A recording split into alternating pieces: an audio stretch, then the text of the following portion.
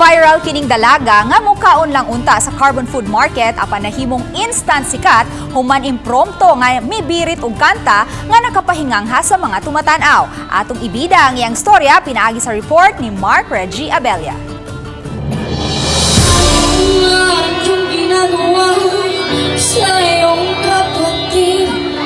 Daw nahunong sa makadiyot sa paghungit o sa ilang gibuhat ang mga tao sud sa Carbon Food Market sa dihang mibirit kining dalaga.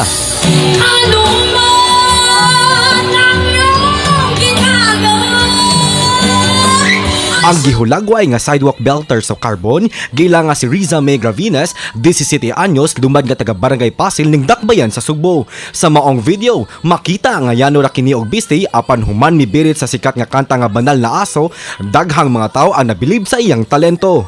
Tuyo lang unta ni Riza nga mukaon kauban iyang manghod ngadto sa Carbon apan akong manghod og ako kanang gigoto mi ato ba niya lamig ikaon so nagplano mi nga magpakuha sa akong kuya nga nangatod mi Carbon nga pagabot mo sa Carbon na may nakailan ako dito nya mo to gipagas ko nya unexpected kayo kay kuan dili lang kayo sa kanta.